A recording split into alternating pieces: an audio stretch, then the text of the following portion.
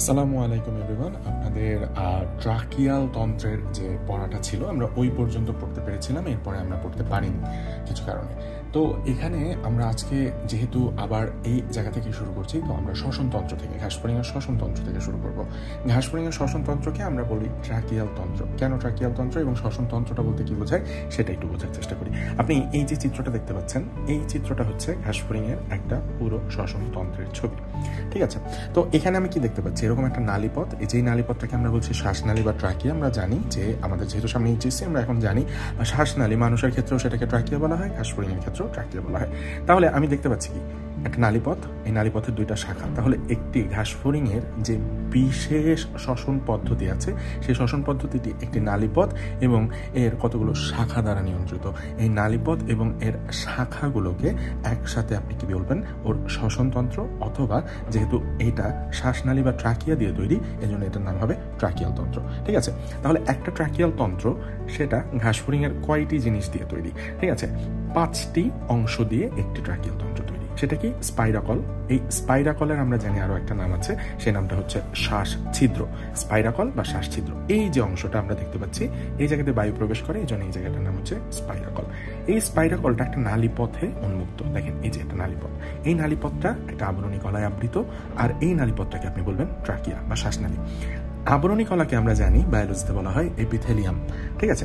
এই আবরণী কলাটা এই পর্যন্ত এসে, এই যে জায়গাটা যেখানে গহ্বরটা শেষ হয়েছে, এই যে শ্বাসনালীর যে গহ্বরটা, এই গহ্বরটা যেখানে শেষ হয়েছে, সেই জায়গাটা কিছু বহুভুজ আকৃতির কোষে তৈরি হবে, অনেকগুলো বহুভুজ আকৃতির কোষ।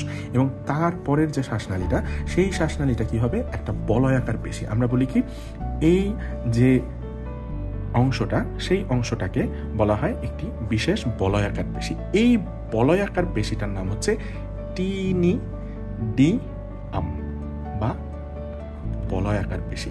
এই বলয়াকার পেশি দিয়ে তৈরি হয়। আপনারা যখন মানুষের শ্বাসনালী পড়েছিলেন, মানুষের শ্বাসনালীতে পড়েছিলেন কি, যে ট্রাকিয়া ভেতর থেকে যেহেতু শুধুমাত্র বাতাস প্রবেশ করবে, এই কারণে একটা ব্যাপার মাথায় রাখতে হবে, সেটা হচ্ছে যে ট্রাকিয়ার এই বায়ু প্রবেশের এলাকাটা, মানে বায়ু প্রবেশের যে পুরো নালীটা, এই নালীটাকে সবসময় উন্মুক্ত রাখতে হয়।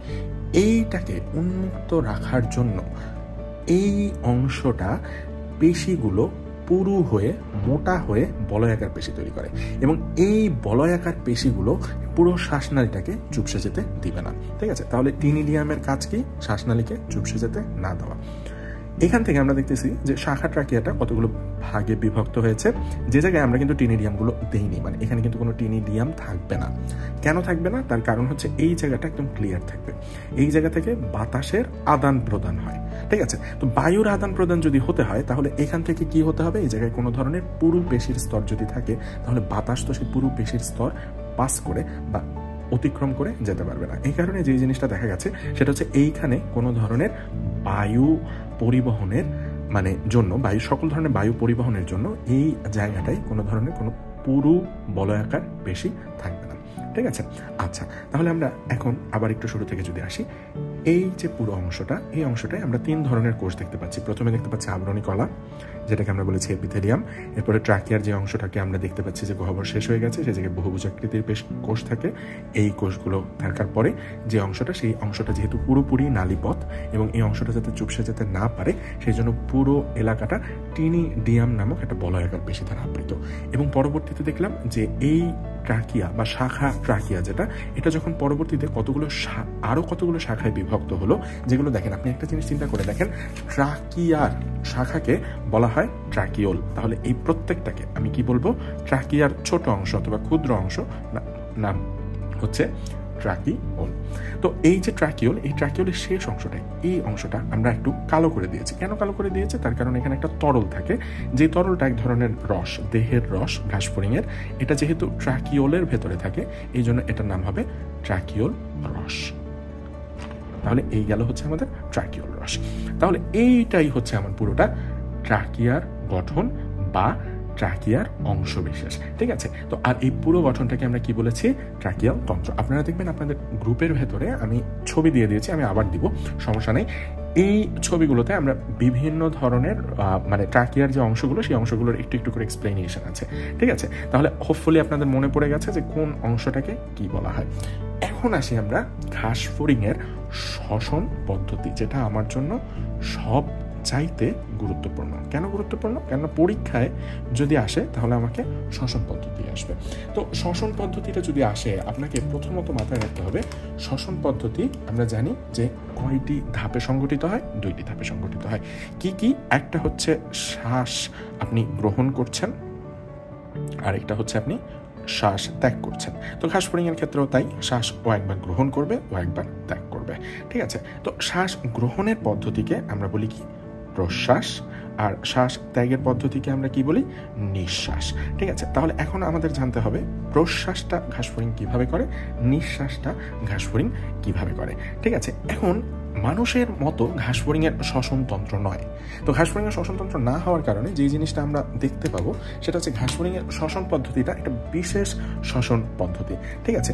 যদি আমি এইটা একটা বাহ্যিক ঘাস ফড়িংয়ের গঠন কল্পনা করি, এটা ধরি তার মস্তক। আমরা জানি সবাই ঘাস ফড়িংয়ের দেহকে 3টি অংশে বিভক্ত করা যায়: মস্তক, বক্ষ,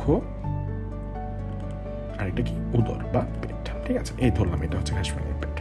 তো এখানে আপনি দেখবেন যে ঘাস ফড়িংয়ের দেহের পাশে, আমরা একটু আগে এই যে স্পাইরাকলের কথা বলেছিলাম বা শ্বাস ছিদ্রের কথা বলেছিলাম, এরকম এক পাশে 10টি, ধরি এখানে 10টি ছিদ্র, আর ওই পাশে অপর পাশে আরো 10টি। তাহলে টোটাল আমাদের স্পাইরাকলের সংখ্যা কত দাঁড়ালো? 10 জোড়া বা 20টি। ঠিক আছে?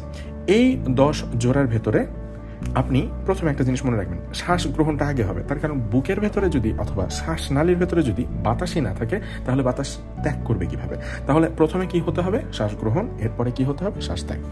তো শ্বাস গ্রহণ বা প্রশ্বাস, এই জিনিসটা যদি আপনি কল্পনা করেন তাহলে আপনাকে মাথায় রাখতে হবে এই যে প্রথম 1, 2, 3 আর 4, প্রথম 4 জোড়া যে স্পাইরাকল বা শ্বাস ছিদ্রটা থাকবে, স্পাইরাকল বা শ্বাস ছিদ্র, এই প্রথম 4 জোড়া স্পাইরাকল বা শ্বাস ছিদ্রটাই প্রশ্বাসের সাথে কাজ করবে। ঠিক আছে? বাকিগুলো কিন্তু প্রশ্বাসের সাথে কোনো সম্পর্কই নেই, এগুলো প্রশ্বাসে কাজ করবে না। প্রথম 4 জোড়া স্পাইরাকল কিসে কাজ করবে? প্রশ্বাসে কাজ করবে। ঠিক আছে? আচ্ছা, আর একটা জিনিস আমরা একদম অলওয়েজ মনে রাখবো, প্রশ্বাসে প্রসারণ। ঠিক আছে? প্রশ্বাসে প্রসারণ। আপনি নিজে যখন, মানে সত্যি কথা বলতে কি, বায়োলজি পরীক্ষাটা হচ্ছে আপনি নিজেই নিজের নকল। সেটা কিরকম? আপনি যখন প্রশ্বাস উত্তর করতে থাকবেন তখন আপনি নিজে প্রশ্বাস করবেন। নিজে প্রশ্বাস করলে কি হবে? এই যে শ্বাস নিলাম, শ্বাস নিলে কি হলো? আমার চেস্ট, বুকটা এক্সপ্যান্ডেড হলো বা প্রসারিত হলো। তার মানে কি? প্রশ্বাসে কি হবে? প্রসারণ হবে। তাহলে আপনি একটা জিনিস চিন্তা করেন, সেটা হচ্ছে এইটা যদি আমরা একটা ঘাস ফড়িংয়ের ট্রাকিয়াল তন্ত্রের একটা সংক্ষিপ্ত ডায়াগ্রাম চিন্তা করি, যে হ্যাঁ ট্রাকিয়াল তন্ত্রটা এরকম হতে পারে। তো এইটা যদি ঘাস ফড়িংয়ের দেহের প্রাচীর হয়, মনে করি আমরা এই ছিদ্রটাকে নিয়ে আমরা আলোচনা করছি, যেটাকে আমরা প্রস্থচ্ছেদ করলে এরকম দেখাবে, তাই না? তো এই স্পাইরাকলটার ক্ষেত্রে যে জিনিসটা হবে, স্পাইরাকলটা যদি এখন এরকম করে প্রসারিত হয়ে যায়, ঠিক আছে? আমরা জানি কি প্রশ্বাস মানে প্রসারণ, আমরা প্রথমে প্রশ্বাস নিয়ে আলোচনা করছি। তো ঘাস ফড়িংয়ের এই স্পাইরাকলটা যদি এরকম করে প্রসারিত হয়ে যায় তাহলে কি হলো? ভেতরে চাপের পরিমাণ কমে গেল। পরে কি হলো? বাইরের যে চাপ, বাইরের চাপটা তো কি আছে? ও তো সমান আছে। আর ভেতরে এই যে ট্রাকিয়ার কথা যদি আমি বলি, এইখানে কি চাপটা একটু কমে গেল না? তাহলে উচ্চচাপের স্থান এটা হয়ে গেল, নিম্নচাপের স্থান এটা হয়ে গেল। তাহলে উচ্চচাপের স্থান থেকে নিম্নচাপের স্থানে স্বতঃস্ফূর্তভাবে কোনো গ্যাস যদি যায়, কোনো বায়ু যদি যায়, সেটাকে আমরা কি বলি? ব্যাপন। তাহলে আমরা বলতে পারি প্রশ্বাসের সময় ট্রাকিয়ার প্রসারণের কারণে বাইরের উচ্চচাপের স্থান থেকে বাতাস ট্রাকিয়ার মাধ্যমে কোথায় প্রবেশ করে? ট্রাকিওলে। ট্রাকিওলের এই যে জায়গাটা, এই জায়গাটায় থাকবে হচ্ছে ট্রাকিওলের কিছু রস, আর এই রসগুলোকে আমরা বলেছিলাম কি একটু আগেই? ট্রাকিওল রস। তো বায়ু যখন এখানে আসবে, অবশ্যই প্রশ্বাসের যেহেতু প্রসারণ হচ্ছে এবং প্রশ্বাসের সময় আমরা সবাই জানি যে অক্সিজেন যুক্ত বায়ুটাই প্রাণীর লাগে, ঠিক আছে? তখন কি হবে? এই যে অক্সিজেন আসলো, সেই অক্সিজেনগুলো এখানে এসে আস্তে আস্তে আস্তে আস্তে আস্তে আস্তে এখানে আসবে। এই যে বায়ুপথে আসলো, বায়ুপথে এসে এখানে তো তরল অংশ, এই তরল অংশের সঙ্গে আমরা জানি অক্সিজেন জলীয় অংশে অথবা তরলে দ্রবীভূত হয়। তো অক্সিজেনটা এখানে দ্রবীভূত হবে এবং দ্রবীভূত হয়ে ওর দেহে ছড়িয়ে যাবে। আমরা জানি ঘাস ফড়িং কি ধরনের রক্ত সংবহন তন্ত্র বজায় রাখে? মুক্ত রক্ত সংবহন তন্ত্র। তো এই কারণে যে জিনিসটা দেখা গেছে সেটা হচ্ছে যে ঘাস ফড়িংয়ের কোনোভাবে যদি ট্রাকিওল রসের ভেতরে এসে অক্সিজেনটা দ্রবীভূত হয়ে যায় তাহলে এটা পুরো দেহে ব্যাপিত হবে। তো এই কারণে ঘাস ফড়িংয়ের প্রশ্বাসটা এরকম। ব্যাপারটা বোঝা গেছে? আচ্ছা, এবার আসি নিঃশ্বাস নিয়ে। তো নিঃশ্বাসের ক্ষেত্রে আপনাকে সবসময় মাথায় রাখতে হবে প্রশ্বাসে যেই জিনিসটা হয়েছিল সেটা হচ্ছে যে পেশি টান দিয়ে, মনে করেন এটা একটা স্বাভাবিক ট্রাকিয়া ছিল, প্রশ্বাসের সময় কি হয়েছে, পেশি টান দিয়ে প্রসারিত হয়ে গেছে। এখন এই যে প্রসারিত পেশি, সেই প্রসারিত ট্রাকিয়াটা যদি আগের জায়গায় আবার ফিরে আসে, তাহলে সেটাকে দেখতে অ্যাপারেন্টলি আপনার কাছে মনে হতে পারে যে ট্রাকিয়াটা সংকুচিত হয়েছে, কিন্তু ট্রাকিয়া কি সংকুচিত হয়েছে? হয়নি। ট্রাকিয়া জাস্ট প্রসারিত হয়েছিল, আগের জায়গায় ফিরে এসেছে। তাহলে এটাকে কি আমরা কোনো সক্রিয় প্রক্রিয়া বলতে পারি? না। তার কারণ কি? ও তো নিজে কিছু করেনি, ও জাস্ট যেই যে অবস্থায় ছিল সেই অবস্থায় ফিরে এসেছে। এই অবস্থাটাকে আমরা বলবো একটা নিষ্ক্রিয় অবস্থা। ঠিক আছে? তাহলে নিঃশ্বাস একটি নিষ্ক্রিয় প্রক্রিয়া, যেখানে কি হবে, এই প্রসারিত ট্রাকিয়াটা আগের অবস্থায় ফিরে আসবে। এই যে প্রসারিত ট্রাকিয়া, সে যে আগের অবস্থায় এরকম করে ফিরে আসলো, ফলে আপনি একটা জিনিস কল্পনা করে দেখেন, কি হলো, ভেতরে যে চাপ ছিল সেই চাপের পরিমাণ কি বৃদ্ধি পেল না? অনেক বৃদ্ধি পেল। আর বাইরের যে চাপ, সেই চাপটা কিন্তু এখনো সমানে আছে। ফলে কি হলো, এটা উচ্চচাপের স্থান, এটা নিম্নচাপের স্থান। তো এই উচ্চচাপের স্থান থেকে তখন কি হবে, ভেতরে যে গ্যাসটা আছে সেই গ্যাসটা বের হয়ে যাবে। আমরা জানি নিঃশ্বাসের মাধ্যমে আমাদের দেহ থেকে বর্জ্যের যে গ্যাস, সেই বর্জ্যের গ্যাসটা বের হয়। বর্জ্যের গ্যাস হচ্ছে কার্বন ডাই অক্সাইড, যেটা প্রয়োজন নেই। সেই কার্বন ডাই অক্সাইড ভেতরে উচ্চচাপ হওয়ার কারণে উচ্চচাপের স্থান থেকে নিম্নচাপের স্থানে ব্যাপিত হয়ে চলে আসবে। এটাই হচ্ছে ঘাসফড়িংয়ের নিঃশ্বাস প্রক্রিয়া। তাহলে আমি যদি এখন একটু সংক্ষেপ করতে চাই যে ঘাসফড়িংয়ের পুরো নিঃশ্বাস প্রক্রিয়া এবং প্রশ্বাস প্রক্রিয়াটাকে অ্যাট এ গ্ল্যান্স আমি যদি দেখতে চাই, তাহলে জিনিসটা কীরকম দাঁড়ায়। আপনি একটা জিনিস চিন্তা করে দেখেন, কল্পনা করে দেখেন, সেটা হচ্ছে যে ঘাসফড়িংয়ের তাহলে মোট শ্বসনের আমি বলতে পারি যে গতিপথ। হ্যাঁ, এই শ্বসনের গতিপথটা তাহলে কীরকম দাঁড়ালো? প্রথমে বায়ু ছিল কোথায়? বায়ু ছিল বায়ুমণ্ডলে। এই বায়ুমণ্ডল থেকে কি আসলো? অক্সিজেনযুক্ত বায়ুটা আসলো।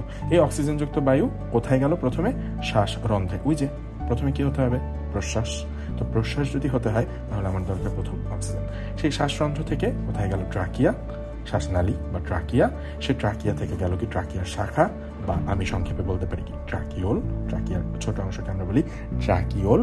আর সেই ট্রাকিওলের শেষ অংশটা নাম হচ্ছে টার্মিনাল স্যাক বা প্রান্তীয় থলি। যেহেতু থলিটা একদম প্রান্তে থাকে, সেজন্য আমরা কি বলবো? এটাকে প্রান্তীয় থলি। এই প্রান্তীয় থলিতে আমাদের অক্সিজেন পৌঁছে গেছে। অক্সিজেন পৌঁছে যাওয়ার পর আমাদের দেহে কি হলো? আমাদের দেহে হলো বিপাক। আমরা জানি সবাই বিপাকের মাধ্যমে বিপাকের মাধ্যমে প্রাণী কি তৈরি করে? প্রাণী শক্তি তৈরি করে, এবং শক্তির সাথে উপজাত হিসেবে একটা বর্জ্য পদার্থ তৈরি হয়। সেই বর্জ্য পদার্থটার নাম হচ্ছে কার্বন ডাই অক্সাইড। সেই কার্বন ডাই অক্সাইড রক্তের সাথে মিশে আবার চলে আসবে কোথায়? প্রান্তীয় থলিতে। ঠিক আছে? এই যে প্রান্তীয় থলি, সেই প্রান্তীয় থলি থেকে তাহলে আবার উল্টো পথে যাবে। প্রান্তীয় থলি থেকে গেল ট্রাকিওল, ট্রাকিওল থেকে গেল আবার সেই শ্বাসনালী বা যেটাকে আমরা বলি ট্রাকিয়া।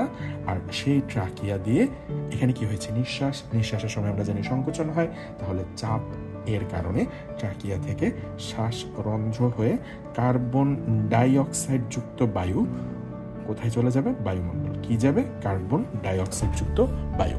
তাহলে বায়ুমণ্ডলে ছিল, প্রথমে দরকার হয়েছে প্রশ্বাস, অক্সিজেনযুক্ত বায়ু, শ্বাসরন্ধ্রের মাধ্যমে গেছে ট্রাকিয়ায়, ট্রাকিয়া থেকে গেছে ট্রাকিওলে, ট্রাকিওল থেকে গেছে প্রান্তীয় থলিতে। প্রান্তীয় থলিতে যখন চলে গেল, তখন সেই গ্যাসটা বিপাকের মাধ্যমে দেহে চলে যাবে, সেই গ্যাসটা ব্যাপনের মাধ্যমে দেহে চলে যাবে, এবং পরবর্তীতে দেহের ভেতরে বিপাক হবে। বিপাকটা কি? খাদ্যের জারণ পদ্ধতি। আমরা জানি খাদ্যের জারণ মানে কোনো কিছু জারণ মানে সেটার সাথে অক্সিজেনের রিয়াকশন। ঠিক আছে? তো খাদ্যের যে জারণ হলো, সেই খাদ্যের জারণের মাধ্যমে কি তৈরি হলো? শক্তি আর কার্বন ডাইঅক্সাইড। এই উপজাত কার্বন ডাইঅক্সাইড, যেটা দেহের জন্য দরকার নেই, সেটা প্রান্তীয় থলির মাধ্যমে ট্রাকিওল, ট্রাকিয়া, শ্বাসরন্ধ্র হয়ে বায়ুমণ্ডলে বের হয়ে আসে। এটাই পুরো আমাদের শ্বসন পদ্ধতি। তাহলে আমরা ট্রাকিয়াল তন্ত্র এবং সেই সাথে শ্বসন পদ্ধতিটা দেখলাম।